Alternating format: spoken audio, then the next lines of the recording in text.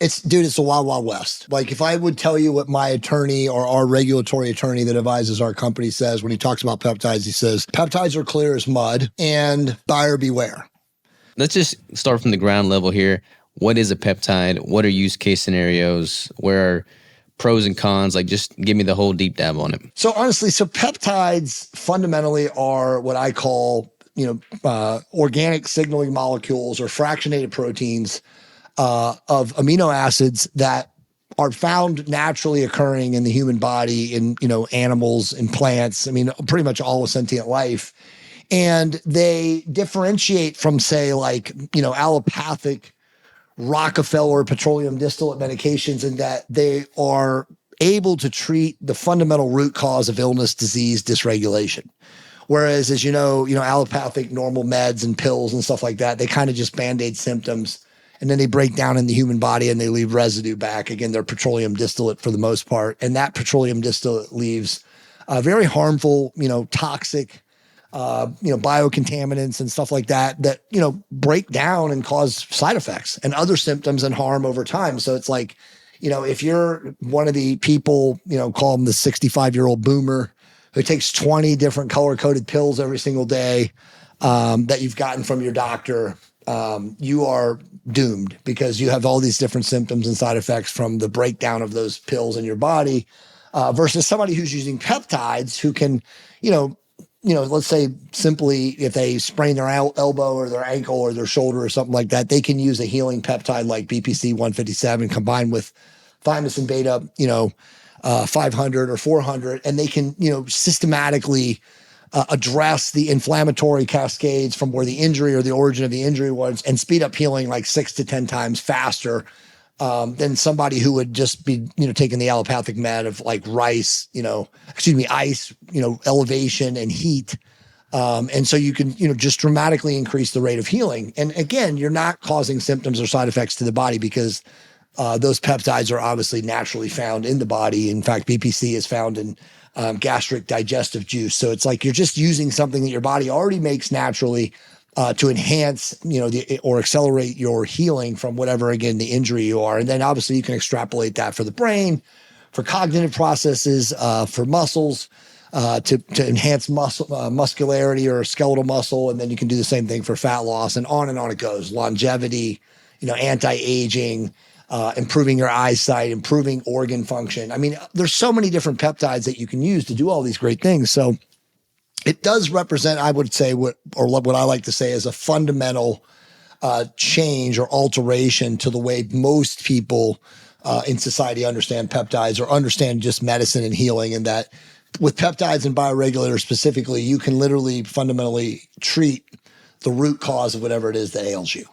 Because you can get pretty localized with it, right? I'm sorry? You can get pretty targeted and localized with it. Like it's not going to be dispersed throughout the entire body. If you sprain your ankle, it's relatively localized to that inflamed area. 100%. So you've got like to go deeper on that, like you've got a number of different delivery systems.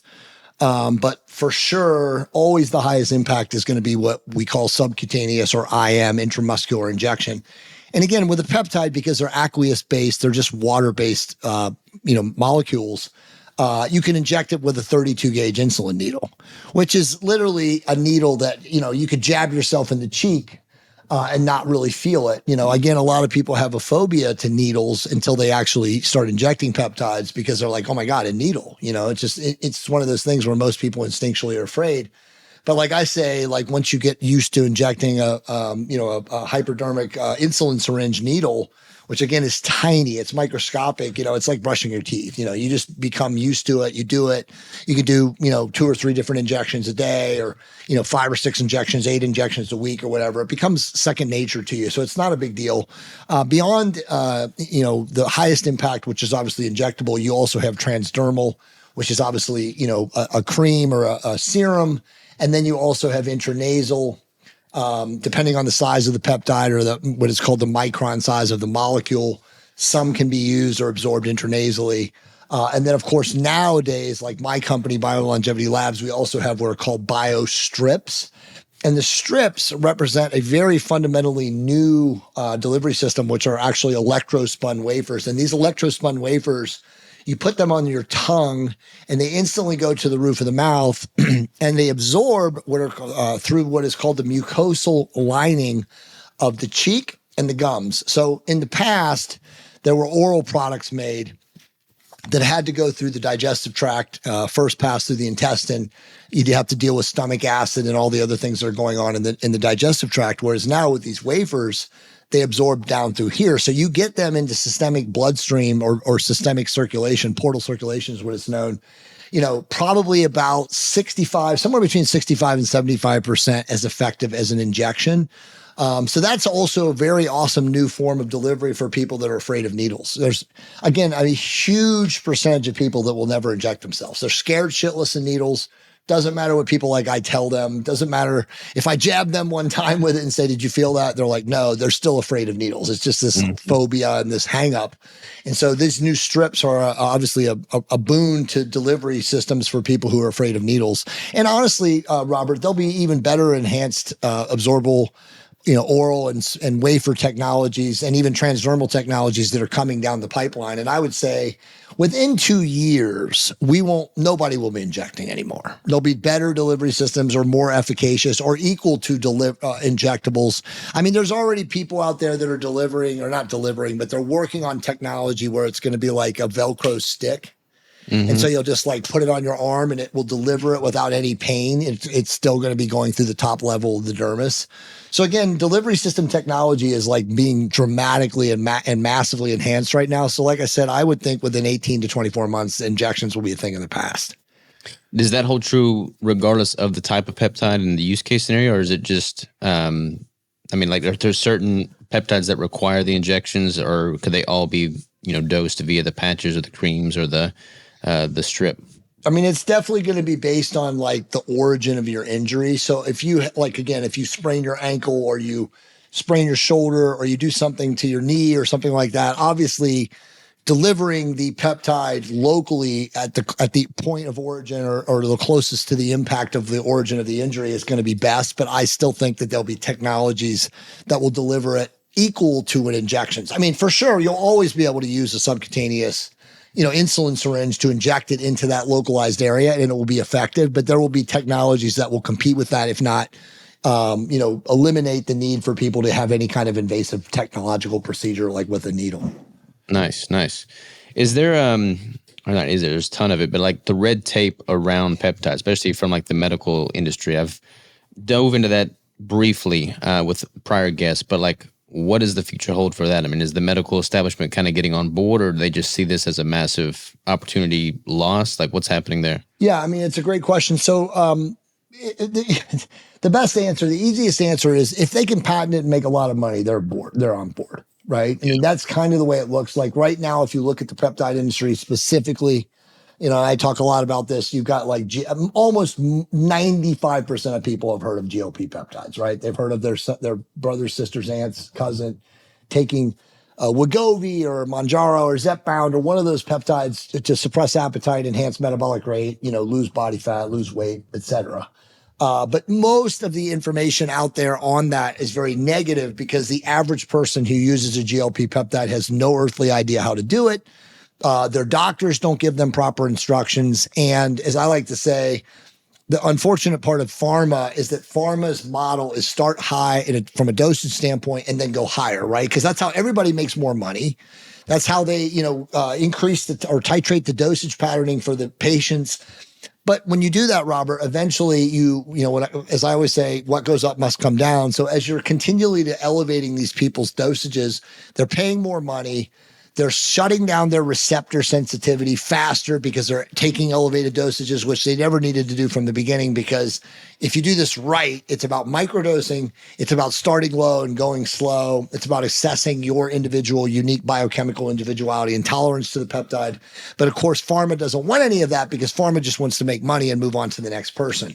And so you've got so many people that have tried GLP peptides and have had a horrible experience, or again, just call it a failed colossal endeavor. And then they go into the media and then all the big name, celebrity doctors glom onto this and they say, oh, these are horrible for you. They cause muscle loss, thyroid damage, et cetera, et cetera. But to your original question, as long as they can patent it, pharma will sell it. There's a lot of peptides, obviously, that are out there that are sold in the research community from like my company, BioLongevity Labs, which are not illegal to sell because the FDA has no purview legally or biomedically in the research community. So if you're a person, me, you know, any person who basically says, hey, I want to buy this peptide and I want to research on myself or my laboratory animal or my cat, my dog, because a lot of people do give peptides to their animals or domesticated animals, you legally have a right to do so, but you're basically claiming that you're using it for research purposes. So that's kind of how it goes. Now, in the medical space, like with compound pharmacies, a doctor can write a script for a peptide off label at any time they want. But for the people watching this podcast to understand the differentiation is that if you buy a research peptide, you're probably going to pay 1/7 to 1/10 the cost of what you're going to get if you get it from a compound pharmacy and a doctor's script. So again, it really, the separation is like, do you want to be one of those people that wants to learn how to do this? Because when you buy it for research purposes, you have to learn to reconstitute. You have to understand the dosage patterning between milligrams and micrograms. It's not hard, but you know, some people, they want to have their hands held. They want their doctor to do everything for them. And so they get it from the compounded route and they pay 10 times as much. But if they get it and if they pay 10 times as much and they get it from a compound pharmacy, it's probably going to come already ready to, you know, be used, which is normally a reconstituted vial of peptides and syringes. And they tell you where to pull on the syringe, you know, when you inject it, and you just do it. And it's pretty much dummy proof. Versus research, you got to actually, you know, put the bacterial static water into the peptide vial. And then you got to understand, you know, how to do the calculation as far as like, what is my dosage, you know, milligram, microgram. People like me make it easy because we create, you know, peptide calculators, which are easily found online. We also create, you know, PDF documents called cheat sheets and stuff like that, where we give people like dosage guides. You know, if this is your situation, you can apply it like that. So it, you know, there's been a lot of information provided, I would say, to the peptide research, peptide using community in the last 2 or 3 years, but it still is, the onus is on the individual to really do the work and, you know, learn and familiarize themselves with what to do. And so that's kind of where we are in peptide world right now. It's like you either choose your doctor, pay a lot more money and have it, you know, really cookie cutter and dumbed down for you, or you go out, you know, on your own and you really learn about these things and you learn how to use them from a research capacity on your own. And correct me if I'm wrong, but a lot of these compounding pharmacies are kind of like, you know, not really all that well put together to begin with. So you're not getting consistent dosage oftentimes, and you're just kind of shooting in the dark. 100%. It's a wild, wild west. You know, like if I would tell you what my attorney or our regulatory attorney that advises our company says when he talks about peptides, he says, peptides are clear as mud and buyer beware. And so you really, really have to understand that, like, if you're getting them from a compound pharmacy, make sure you do your due diligence, make sure your doctor knows what's going on. And if you buy them from a research company, make sure you're buying them from an accredited company that does certificates of authenticity on all of their products, you know, has lab assays, you know, visibly marked on the website, you know, showing lot numbers and batch numbers so that you can trace, you know, where the peptide was manufactured, how it was rated, you know, did it come back 99.9% statistically pure? Was it 98.6%, you know, purity? So all of these things like are part of this, you know, process and chain of command when you're in the peptide space. And so that's why it really does come down to buyer beware. How are these peptides made at scale? Like, what does the actual production process entail? Yeah, so it's a great question. They're really, so between compound and research, the best companies are doing the same shit. Because most of the raw materials for this, at least at this moment right now, like say August of 2025, the raw materials come from either China or India. 95% are coming from China, 5% India. And then they're sent to countries like the USA or Canada. And then a lot of them are finished. And what I mean by finished, they're placed into vials, you know, lyophilized and you know, put into, you know, fancy equipment and machinery and stuff like that. So then they make it into vials and they're labeled and all that stuff and then sold to the end user. But by, I would say at the latest February or March of next year, all of the major companies, including ours, will be doing everything from soup to nuts inside the United States. So we'll be lyophilizing, we'll be synthesizing, we'll be manufacturing, you know, these will be in like GMP, you know, good manufacturing practice, sterility processing controlled. all with certificates of authenticity, FDA registered, FDA certified, not FDA approved, but FDA registered and FDA certified. And by the way, just so people understand, FDA approved is like just paying a bribe to the FDA to say that you're FDA approved. I mean, realistically, it's a giant pay for play scam. And by the way, that's the same way that all drugs are, right? Like if you go through stage 1, stage 2, and stage 3 in the United States to get FDA approval, you're basically just playing their pay to play game. Like you got to pay enough money for research and development, you know, to get approved by the FDA. But like there's so many different levels. There's FDA registered, there's FDA cleared, you know, and then there's GMP, which is a good manufacturing process. Like all of these things give you like a leg up from a manufacturing standpoint, from a credibility angle. But FDA approved is like that final step where you've paid all the bribes to the big governing body, which is again the FDA, to say that you're FDA approved. But there's tons of great research chemical companies out there and research manufacturers that aren't FDA approved that put out the exact same spec and the exact same quality that an FDA approved facility puts out. It's just they don't have that, you know, quote unquote piece of paper that says they paid the big chief bribe. There's a stage 4 GLP coming called bioglutide that will dramatically accelerate metabolic rate and prevent muscle loss. And you give them these drugs, they will shed body fat and build muscle like the bulls they used to show, the myostatin inhibiting bulls.